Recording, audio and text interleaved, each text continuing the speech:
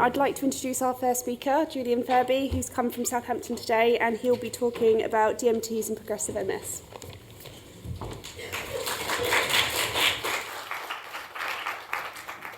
Welcome, everyone. My name is Dr. Julian Furby. I'm a neurologist in Southampton and an MS consultant. I don't have much in the way of conflicts of interest, to be honest. I have had sponsorship to attend conferences in the last couple of years by Roche and Novartis, so it's worth mentioning. So an outline of my talk. I'm going to talk a bit about what causes progressive MS, because that's obviously fundamental to how you might treat it. A key question, a massive question in the world of MS is, can the onset of progressive MS be delayed? I'll talk about some currently approved therapies that we are using for progressive MS at the moment, and I'll talk about some future directions that might be taken in terms of progressive MS therapies. So, this is a common diagram that you see at the beginning of MS talks, but I think it is particularly relevant for this talk.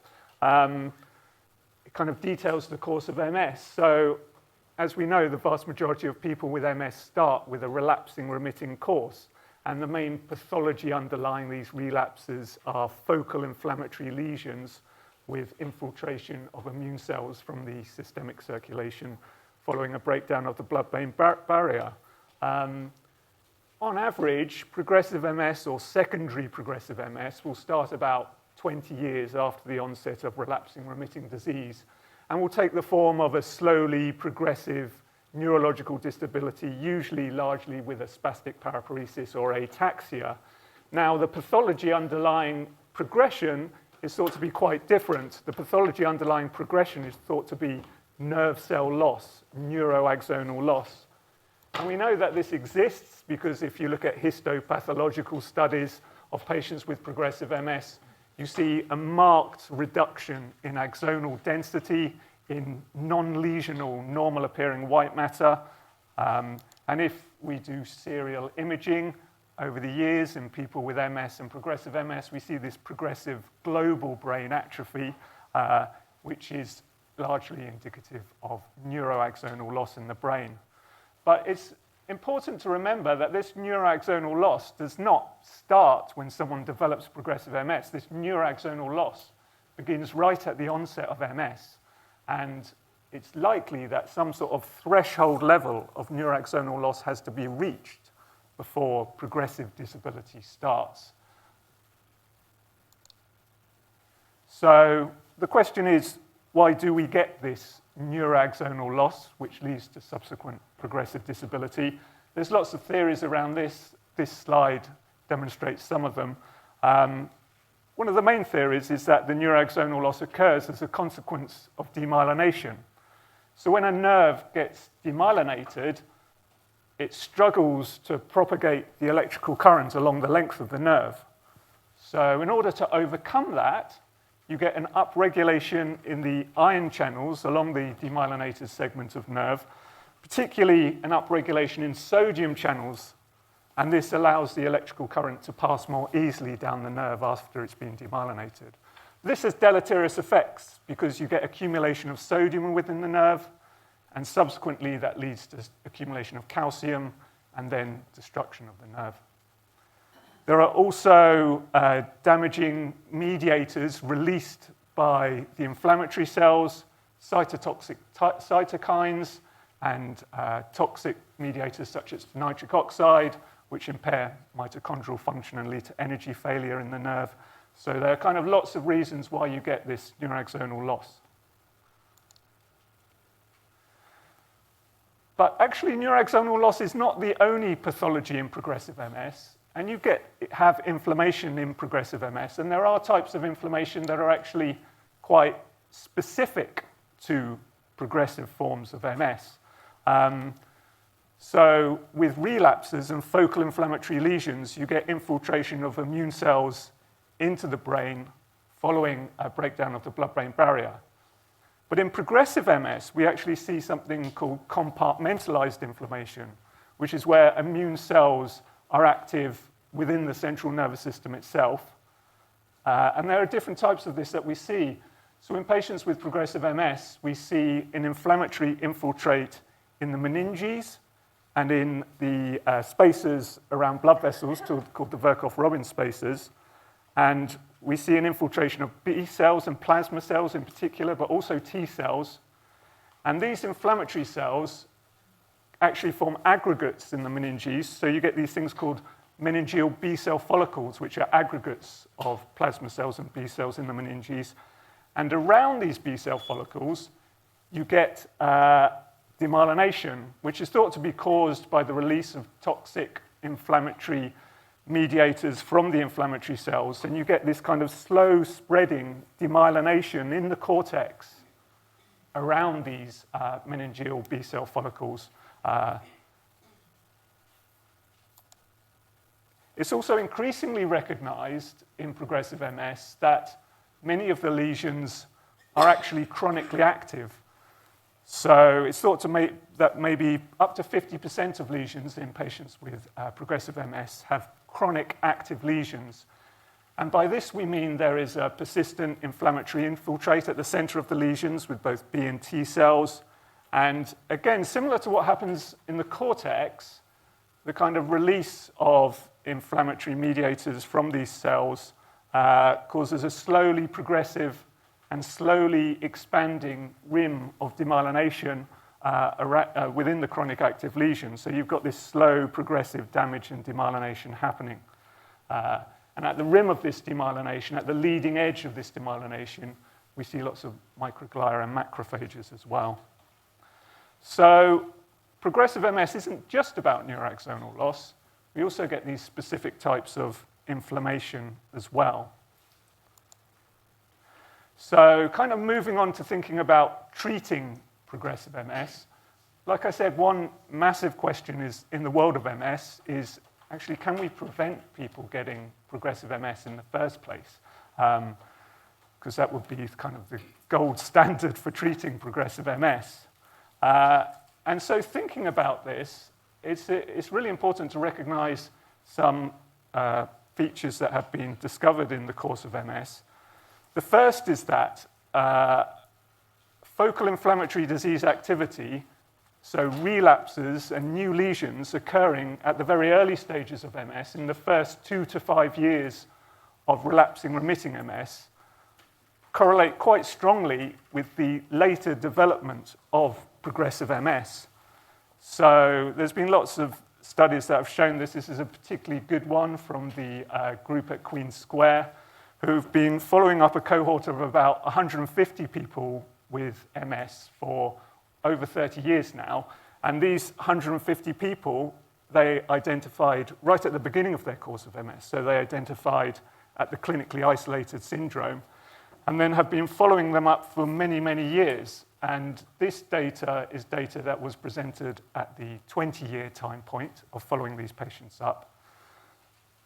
And so if you look at this group of 150 patients and you split them up and you say, after 20 years, let's look at the patients who have developed secondary progressive MS, and let's look at the patients who have stayed relapsing remitting MS or just as a clinically isolated syndrome, then one of the big differences that you see between those groups of patients is the accumulation of T2 lesions in the first 5 years of the disease. So if you look at this graph, you can see those who had developed secondary progressive MS after 20 years had accumulated much greater T2 lesions in the first 5 years than the relapsing, remitting, and CIS group. But then the curves for accumulation of lesions stay quite similar after that, showing there's this kind of propensity for lesions in the first few years to predict the later onset of secondary progressive MS. And you also see a similar thing with relapses.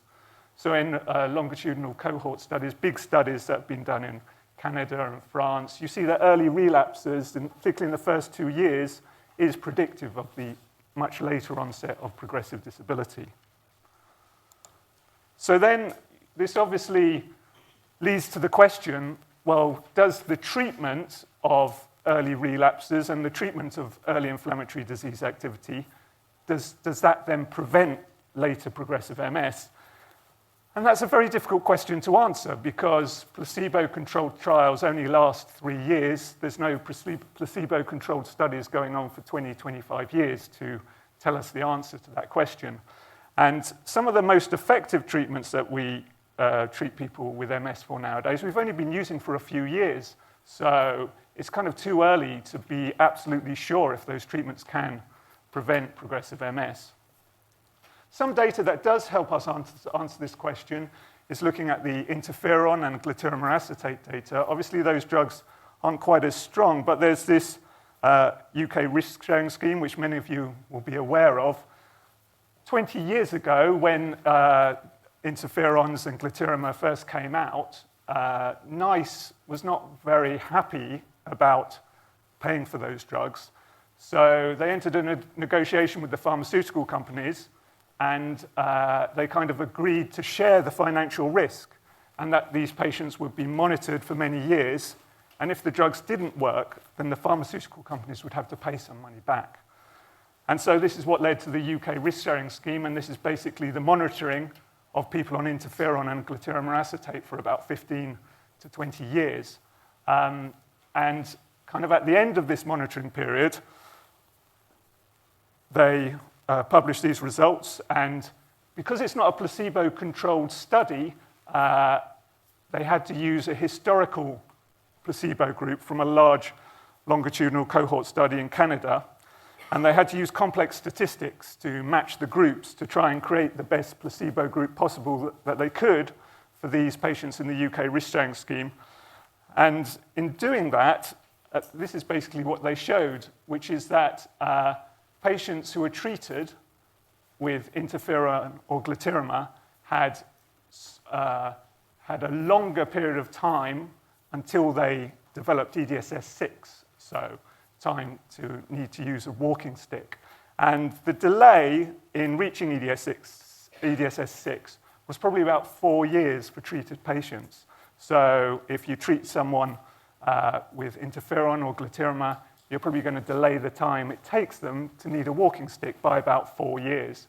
Now, this isn't directly saying they've got secondary progressive MS, but it's a reasonable assumption that if someone's got EDSS-6, they have developed secondary progressive MS. So it's a kind of reasonable marker that using interferon and glutarimer does help to delay the onset of secondary progressive MS.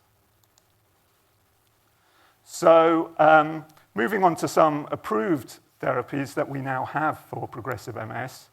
So for primary progressive MS, of course, we've now got ocrelizumab. This is an anti-CD20. So CD20 is a receptor on the surface of B cells, and this monoclonal antibody targets that receptor and destroys the B cells, so you get complete depletion of B cells in the circulation. This treatment was approved by NICE in June 2019, and we're allowed to give it to people with primary progressive MS who are within 15 years of their disease onset, who are EDSS 6.5 or less, so they have to be mobile, although they can be using aids to mobilize. And there must be some radiological disease activity within the last 2 years, either seeing new lesions on the scan or enhancing lesions on the scan.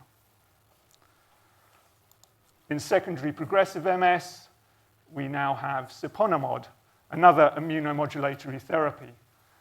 Siponimod, much like fingolimod, this is a sphingosine 1-phosphate receptor modulator, which prevents the egress of lymphocytes out of lymphoid tissue, so retains the lymphocytes within lymphoid tissue, and therefore substantially reduces the circulating lymphocytes. This was approved in November 2020 by NICE, and there are similar criteria for starting this in secondary progressive MS. The EDSS must be 6.5 or less. There must be signs of disease activity within the last 2 years, either relapses or radiological disease activity, so new lesions on a scan. And kind of quite helpfully, though, NHS England have recently introduced this new criteria, which says that we don't have to show the disease activity with relapses or new lesions if the patient has got clear EDSS progression and they're already on a DMT. So if someone's been on beta interferon or Tecfidera for many years, and now they're showing definite progression in their EDSS, but their scans are stable. We can now still offer those patients siponimod.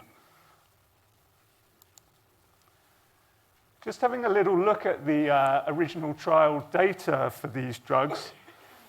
The Oratorio study was the phase 3 trial of ocrelizumab in primary progressive MS, and the EXPAND study was the phase 3 trial of siponimod in secondary progressive MS. And these are Kaplan-Meier plots looking at the primary endpoints of these studies. So looking at time taken to confirmed disability progression at, over a period of 12 weeks. And what you can see, looking at these graphs and the hazard ratios, is that these drugs are somewhat effective. They're moderately effective at delaying disability progression, but they're not massively effective. They're quite similar in terms of their efficacy in primary and secondary progressive MS, but the hazard ratios for preventing confirmed disability progression are around 0.75 to 0.8. So you're only delaying disability progression in around 20 to 25% of patients. So yes, they're moderately effective, but not massively effective. We would want to be doing more in the future to help slow progression. But if you look at some sub-analysis from these trials, you do get some more interesting data. So with both the Oratorio and the EXPAND study, in the subgroup analyses, it was clear that patients who had active inflammatory disease did better. So if we look at the data in the Oratorio study, if you look at patients who had gadolinium positive scans at baseline versus patients who had gadolinium negative scans at baseline, there's a big difference in the efficacy of the ocrelizumab and the hazard ratio for disability progression. If they had gadolinium positive scans at baseline, the hazard ratio is 0.65, so actually substantially better than the average. And if they were gadolinium negative, it's 0.84, so worse. So that's not surprising, because these are immunomodulatory drugs. These are drugs that are working on inflammation. So patients who have more active inflammatory disease do better on these drugs. And the figures are quite similar for siponimod, but haven't been published. Based on this, you might ask the question, like, why some of our other immunomodulatory treatments haven't been found to be effective in progressive MS like ocrelizumab and siponimod has. And in particular, natalizumab, we know this drug is highly effective in relapsing remitting MS. And there has been a big phase 3 study of natalizumab in secondary progressive MS called the ASCEND study, which failed to reach its primary endpoint. So natalizumab did not slow disability progression as defined by the EDSS in the ASCEND study. But if you look at the subgroup analysis from the ASCEND study, these box and whisker plots, you can see that the odds ratio favoring efficacy of natalizumab was not significant for measures of mobility, so 25-foot walk and the EDSS score, which is primarily a measure of mobility. But if you look at the measures of upper limb function, so the 9-hole peg test, actually there was a really significant benefit in the efficacy of natalizumab on the 9-hole peg test. And it's thought that, and particularly in this study and for many studies with secondary progressive MS and primary progressive MS, we may be including patients in the study too late to save their lower limb function. The long axons that are supplying the motor function to the legs are just too damaged to save. But maybe we can save upper limb function in patients with progressive MS, which is obviously massively important. And so, there is a lot of thought going into the outcome measures that we use in progressive MS trials and what we consider to be a beneficial and effective treatment. But at the moment, of course, we can't use natalizumab to treat progressive MS.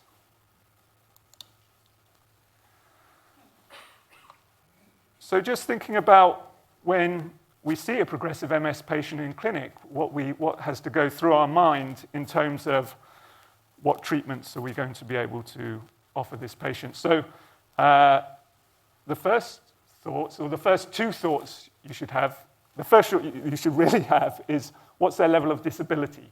Because if someone is over EDSS 6.5, then unfortunately we can't offer them ocrelizumab or siponimod, depending on their type of progressive MS. The second thought is, do they have active disease? So have they had any relapses in the last 2 years? Is it time to do an MRI scan? When was their last MRI scan? If they haven't had an MRI scan for a long time, then we need to be doing an MRI scan with gadolinium to see if there's any disease activity.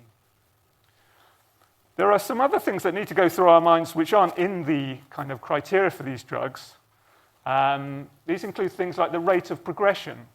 So I'm sure we all know patients with progressive MS who have been kind of in a plateau phase of their progressive MS, and we've seen them in clinic for several years.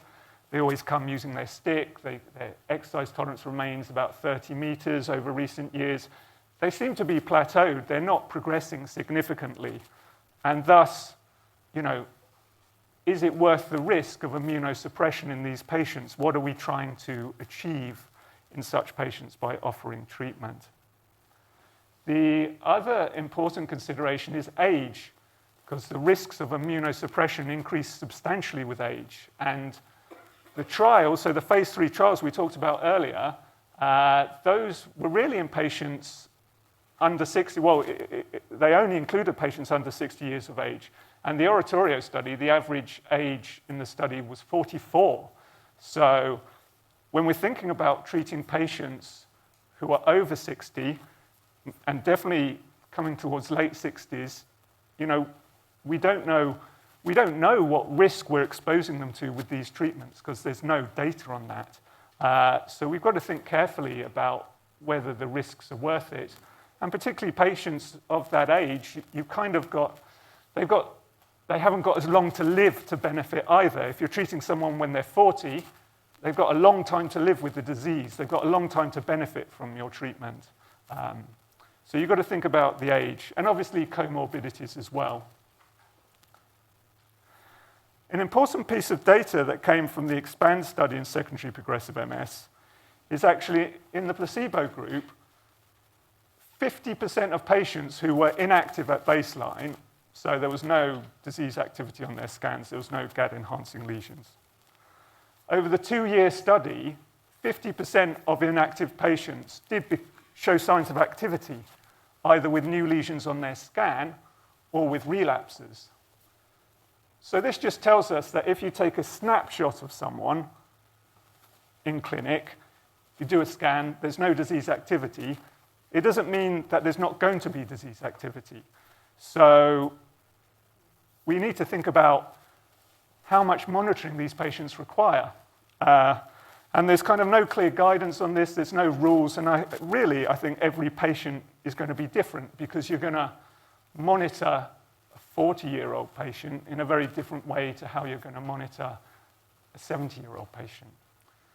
But we should consider doing some follow-up imaging, probably in most patients, and certainly for young patients and for patients who seem to be progressing a bit faster than average, then we may want to be doing annual MRI scans in such patients.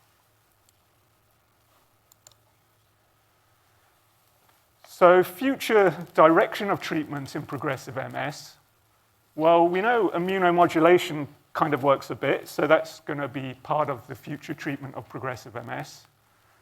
But it's, in all likelihood, treatment of progressive MS is going to require some sort of combination of treatments to be most effective. And obviously the holy grail in progressive MS is to find an effective neuroprotectant, so a drug that protects nerves themselves from dying. And there's been lots and lots of studies and lots of research going into this without an effective treatment yet found. There's been a lot of studies, coming back to what I said earlier, there's been a lot of studies looking at targeting the ion channels and trying to reduce influx of sodium and calcium into the axons. So there's been many studies of sodium channel blockers like lamotrigine and riluzole and phenytoin to see if they can protect nerves. Now, there has been one positive study of a sodium channel blocker in MS, and that was a smallish study. It was about 80 patients, I think. It was done at Queen's Square. And what they did was they gave phenytoin to patients who had an acute optic neuritis. And they treated them with phenytoin for a period of 3 months. And then at the end of it, they looked at the retinal nerve fiber layer thickness. So this is these are the neurons. This is essentially the grey matter of the optic nerve. These are the cell bodies of the optic nerve in the retina. So it can tell you how much nerve cell death there has been in the optic nerve by looking at the retinal nerve fiber layer thickness. And what they found was if you treat people who have had an optic neuritis with phenytoin for 3 months, you do help to preserve their retinal nerve fiber layer thickness. So you preserve nerve integrity. So that does demonstrate, in principle, that phenytoin can have a neuroprotective effect. But this is in a setting of acute inflammation, and sodium channel blockers have not been effective in studies looking at patients with chronic progressive MS so far. There's obviously big hope for simvastatin. The means by which simvastatin provides neuroprotection are not quite clear, I don't think. I don't think we fully know exactly how it works, but in the phase 2 study in secondary progressive MS, there were really promising results, both on preventing disability progression and preventing brain atrophy. So, as we all know, simvastatin is now in a big phase 3 study, and the headline results should be published middle of next year. So we're all hopeful for that. And then finally, there's this enticing prospect of repair.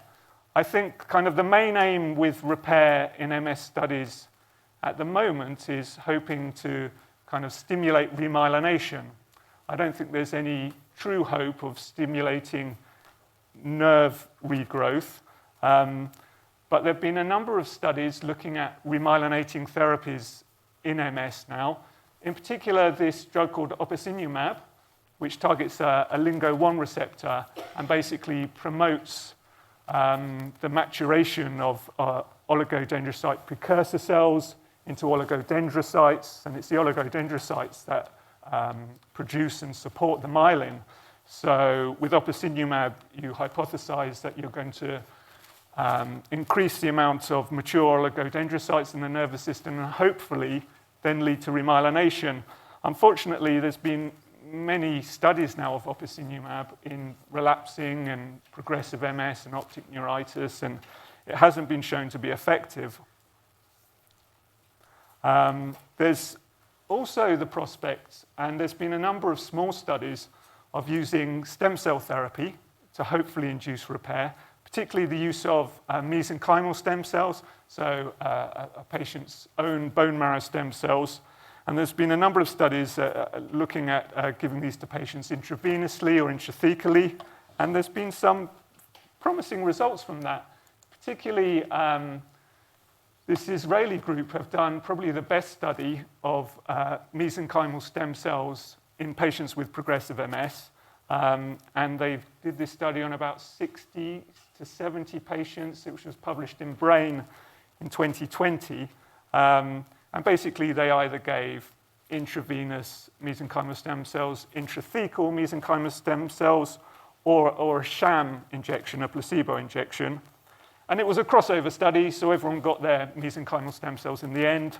But when you looked at the data, it looked really promising. Patients who had the placebo continued to slowly progress over just a 6-month follow-up, so it wasn't a very long follow-up. But patients who had either intrathecal or intravenous mesenchymal stem cells seemed to show a little bit of improvement in their disability level and then kind of stabilized. So, and these results were significant and they look quite impressive. So, you know, who knows where that's going to lead to in the future. So just coming to the summary, progressive MS is a neurodegenerative condition. It's caused by neuroaxonal loss, but it is in part driven by preceding inflammation, so inflammation that has occurred in relapsing remitting disease, particularly at the beginning of relapsing remitting disease. And there are also concurrent inflammatory processes that likely lead to disability in progressive MS, and we talked about this compartmentalized inflammation in the nervous system. So treatment, and good treatment, and early treatment of relapsing remitting MS is likely to delay the onset of progressive MS, and in the future, maybe we will see much fewer patients with progressive MS. Who knows? We have currently approved therapies for progressive MS, siponimod for secondary progressive MS, and ocrelizumab for primary progressive MS. These are moderately effective drugs, and they work better in people who have active inflammatory disease. And finally, the future of treatment in progressive MS is likely to require combination therapies with immunomodulatory drugs and neuroprotective drugs used together, and maybe some stem cell treatment as well. Who knows? Okay. That's it.